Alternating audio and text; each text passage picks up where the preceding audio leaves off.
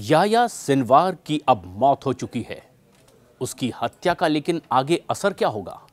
क्या अब पूरी तरह से हमास खत्म हो जाएगा और गाजा पर अब किसका कंट्रोल होगा? ऐसे कई बड़े सवाल हैं जिसको अब दुनिया जानना भी चाहती है। इजराइल रक्षा बल यानी कि आईडीएफ ने गुरुवार 17 अक्टूबर की शाम को यह ऐलान कर दिया कि उसने राफा में एक टारगेट बनाकर जमीनी अभियान चलाया और हमास के नए चीफ याह्या सिनवार का खात्मा कर दिया है। सिनवार इस ऑपरेशन में मारा गया, लेकिन बताया गया कि सिर्फ वो अकेला ही नहीं, 3 और हमास के आतंकी इसमें मारे गए हैं। जब वो इजराइल की जेल में बंद था, तब इजराइल ने उसका डीएनए सैंपल ले लिया था और इसी डीएनए सैंपल से उसका मिलान करवाया गया और इजराइल ने ऐलान किया कि सिनवार की मौत हो चुकी है और इसकी पुष्टि उसके डीएनए सैंपल के मिलान के बाद हुई। अब सवाल ये कि हमास नेता याह्या सिनवार की मौत का आखिर भविष्य में क्या असर पड़ने वाला है इस पूरी जंग पर?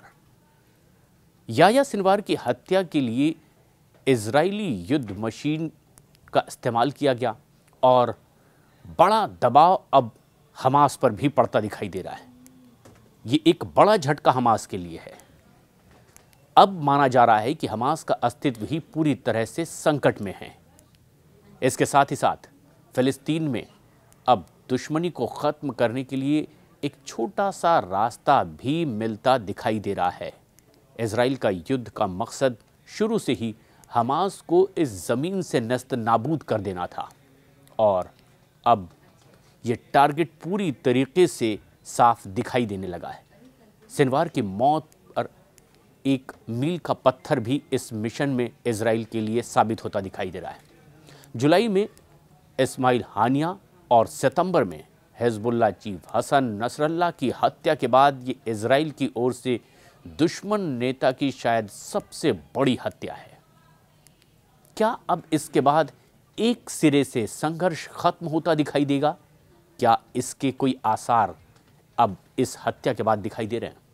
हालांकि ये अभी तक साफ नहीं हुआ है कि हमास और फिलिस्तीन इस नुकसान पर किस तरह से रिएक्ट करेंगे, लेकिन अमेरिका और इजरायली सहयोग के लिए इजराइल में अब तनाव को कम करने और यहूदी राष्ट्र को उस संघर्ष से बाहर निकालने का एक मौका ज़रूर दिखाई दे रहा है, जिसने हज़ारों लोगों की जान ले ली है। अब तक अरबों डॉलर खर्च हो चुके हैं।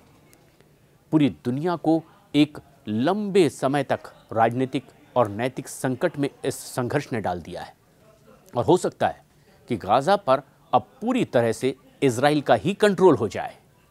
लेकिन एक बड़ा सवाल ये कि अमेरिका को क्या उम्मीद थी? सीएनएन के एक लेख में कहा गया है कि युद्ध को रोकने के लिए बंधकों के लिए युद्ध विराम समझौते की प्रगति के साथ महीनों तक अड़े रहने के बाद अमेरिकी प्रशासन के अधिकारियों को ये उम्मीद थी कि सिनवार को एक दिन बाहर निकाला जा सकता है और इससे बातचीत के दरवाजे फिर खुल जाएंगे। नहीं तो ऐसा नहीं हो पाएगा। 7 अक्टूबर को हमला हुआ था और ऐसे में तब मास्टरमाइंड इजराइल के साथ जिस तरह से बिहेव कर रहा था वो एक बड़ी समस्या भी थी, खासतौर पर इजराइल के लिए।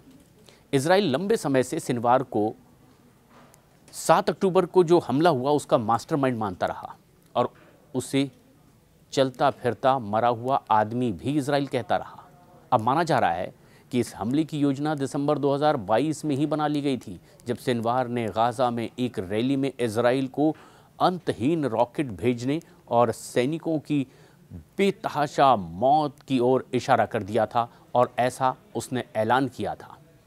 7 अक्टूबर के हमले में हमास के लड़ाकों ने इजरायली सुरक्षा को तोड़ दिया था, जिसमें 1200 लोग मारे गए थे। 150 से ज़्यादा इजरायली बंधक बना लिए गए थे।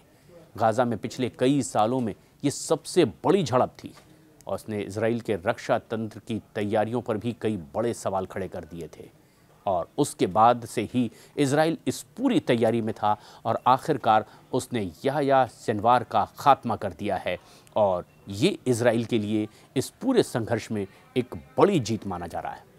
इस बेहद अहम खबर पर क्या है आपकी राय? हमें कमेंट्स करके ज़रूर बताएं।